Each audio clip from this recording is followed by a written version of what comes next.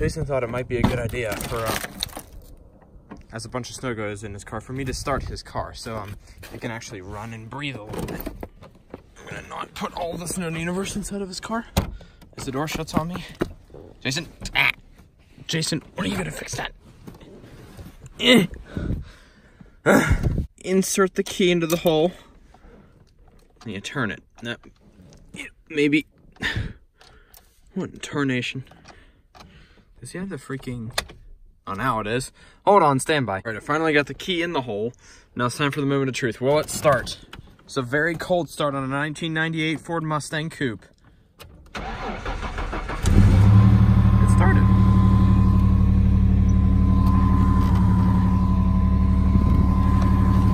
Gosh, Jason, your car's done under, like, the snow.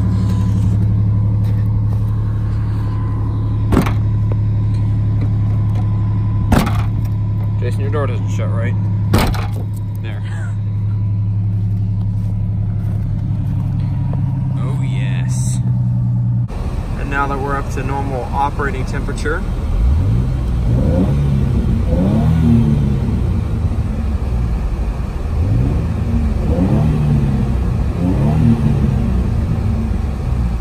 she still sounds good, Jason. All right.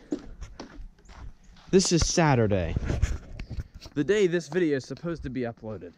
Now, as you can see in the beginning of the video, the only thing that I have recorded is me doing a small little burnout in the dirt, and me starting Jason's Mustang, which obviously doesn't make a very good or a full video, a very entertaining video.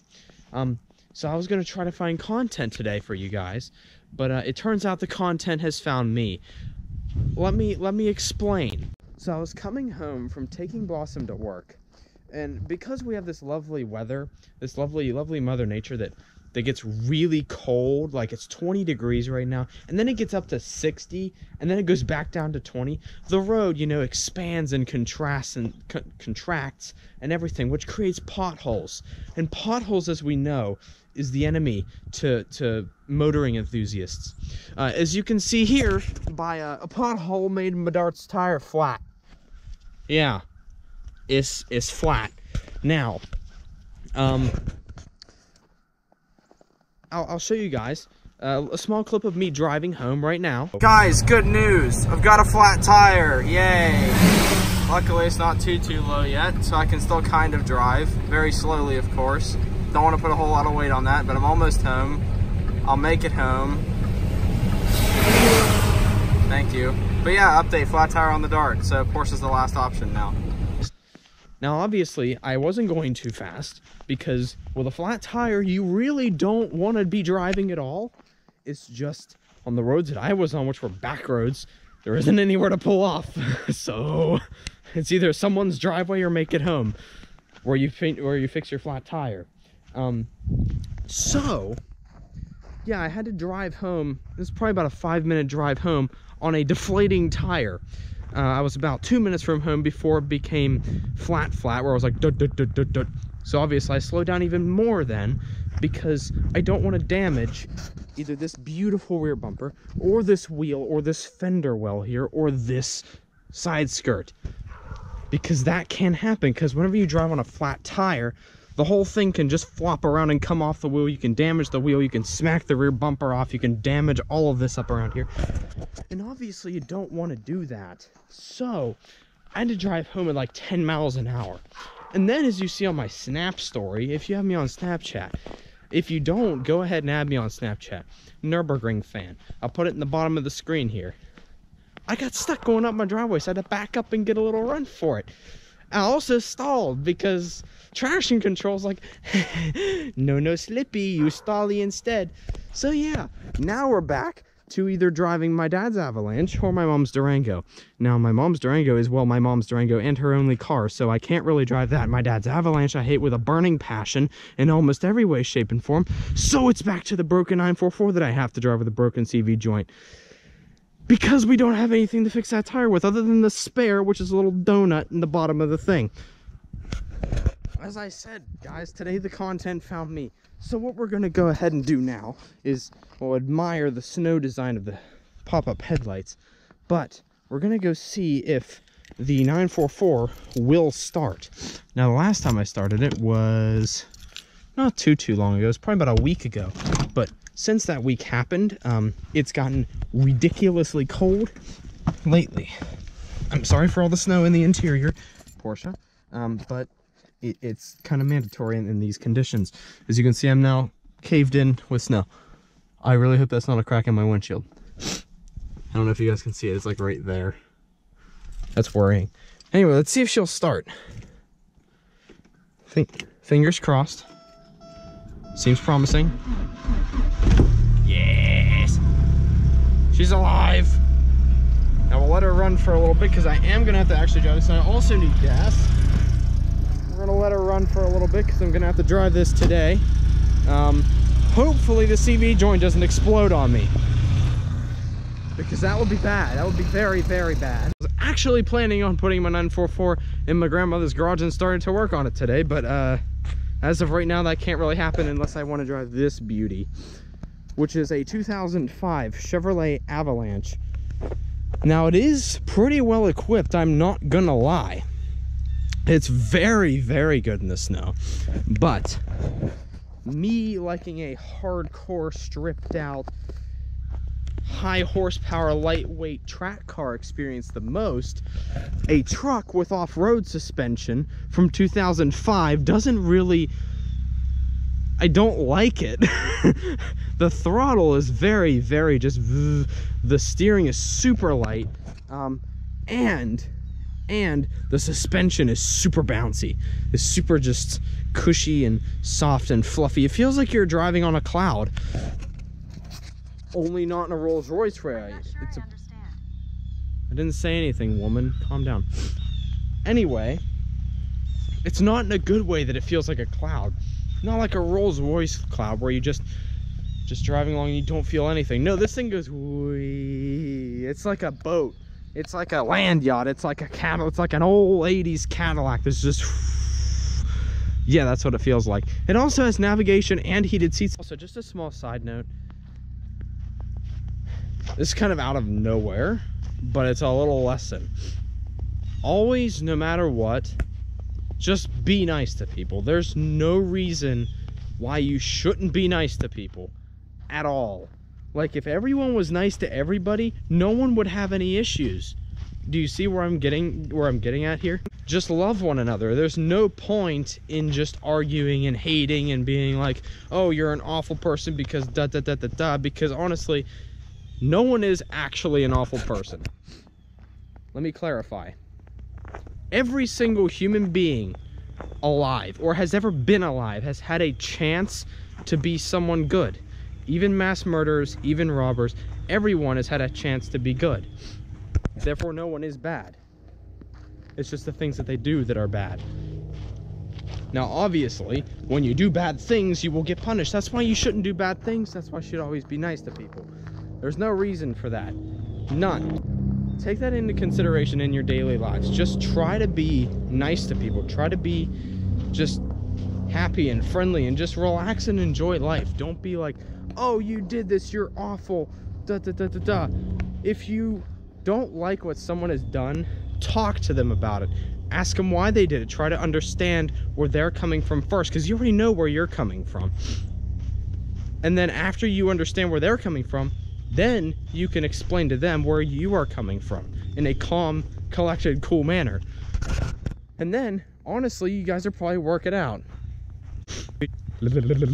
Communication is key in relationships and in life in general, with every single person. Okay, I'll give you guys an example. Me, my girlfriend, and two other couples went to go see Escape Room. We were the only, like legit the only 6 people in that theater. That's it. This random dude comes in and sits down after we do, okay? We thought, okay, he's probably a staff member, just making sure us kids aren't going to do anything stupid, because it's unfortunate, but that's actually what kind of happens nowadays. And you can all change that. We can all change that.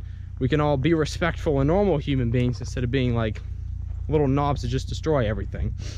But that's what we assumed. But then I just kept getting this feeling and this thought in my head that he might be there to kill us, or he might be there to blow up the theater or something like that. So I started keeping over, like I was stopped paying attention to the movie basically altogether. I was paying attention to what he was doing. Honestly, I paid attention. He made 3 different phone calls. I think he got called once. It looked like he was FaceTiming a girl, which kind of freaked me out as like maybe a last FaceTime thing to see his loved one. Or he was just looking at pictures of girls as maybe like a last time for that. That's what I was thinking. So I took me and Blossom, me and my girlfriend, we went out into the theater. I looked at all the uniforms just to see if he was one of them.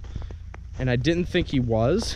And then he actually came walking out to get something. I forget what it was, but he was walking past. And I noticed it wasn't a uniform at all. Like, it wasn't the theater uniform. And I just said, "Hi, how are you doing?" And he's like, "Oh, I'm doing pretty good. How about you?" I'm like, "I'm doing good." He was completely caught off guard by that, by the way. It was kind of funny. But I just didn't feel good about it. And obviously I told Blossom at this point. And then I texted our friend Elena, which was Liam's ex. And basically I told her that we left because we didn't feel comfortable. We didn't know, like, we just didn't feel right sitting there. And she was like, okay. And she talked to her boyfriend. Apparently he didn't feel right since he walked in there. So they all eventually left. Me having this weird feeling could have just saved all of our lives. If I would have just communicated sooner. Honestly, if you would have done something sooner and I didn't communicate it, we would have all been screwed. You just gotta communicate. Because I honestly thought, it's like, no, it's just me thinking this. It's not actually true. It's not happening. But then I told her and she was like, I had the same feeling. And then I told Elena and she's like, oh. And then she talked to Cody, which is her boyfriend. Cody had the same feeling. So we all ended up leaving. So I mean, communication is key in life, in relationships and everything. Just a little update for you guys. So yeah, we could have been killed a few days ago, but we weren't because we left. Honestly, I don't think anything would have happened either. But earlier that day, a lot of stuff had happened. Like the night before, a guy's house was broken into. There was a few people that honestly died recently within like those 2 days. There was an active shooter, I think, at a school. I think it was Tridelphia. It was on National Road somewhere. There was an active shooter. When I was coming home from work, there was a cop rushing into Kroger. And when we left, the movie theater had shut their gates and everything. It was like really weird. It was really early for them to do that. And everyone was leaving. And then the sheriff came up. So it was just a really weird night altogether. I'm glad I said something. I'm glad I actually took action to my feelings, to what I felt inside, because we could all been dead. We might not be here right now. So communication is key. Just, if you have an issue with someone, talk it out with them. Don't be mad, don't argue, don't call them names, don't hate them, don't just stop talking to them. Talk to them about it, because guess what? If you're mad at somebody, they're also a person just like you. They are just like you. They are the same species. They're the same animal. They're the same creature as you. You are them. Like, you're both the same thing. You can talk to each other. It's not like they're different than you and they're not. I mean, sure, we have different like opinions and stuff about things, but we're the same thing. But yeah, guys, moral of the story is just talk to people, talk things out, work things out, just relax, breathe, don't get so mad so quickly. There's no point. Just relax and enjoy life, honestly. Anyway, I'll leave you guys with that. That was a very, very long rant.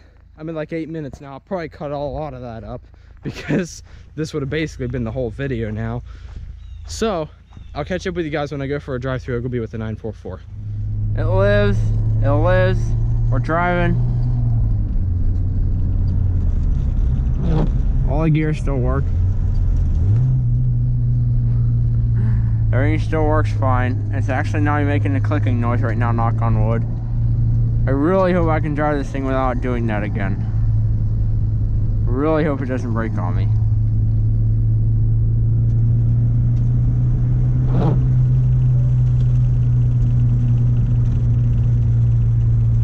Now to go through Ogleby. First rope match. That's actually pretty good for not driving this thing in a few weeks. Actually, probably about a month. Hello, Jeep. That's bumpy. Hopefully Hopefully I also don't hit a pothole in this and get a flat tire. That'd be awful too. Well, it's making a sound again, gosh darn it.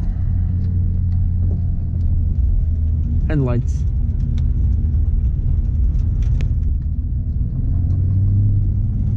It's too grippy.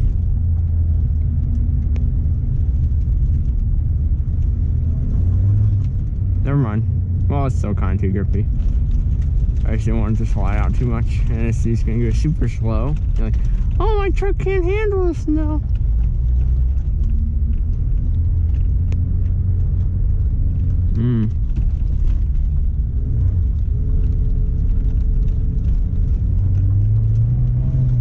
Whee! Winter fun. That scared me slightly. Because this car, once it steps out, You better be able to catch it, otherwise it will kill you.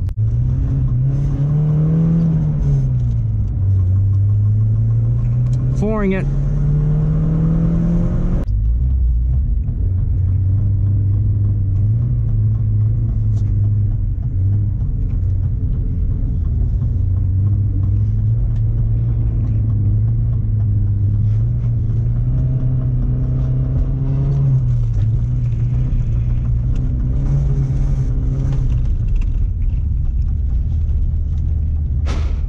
Fun.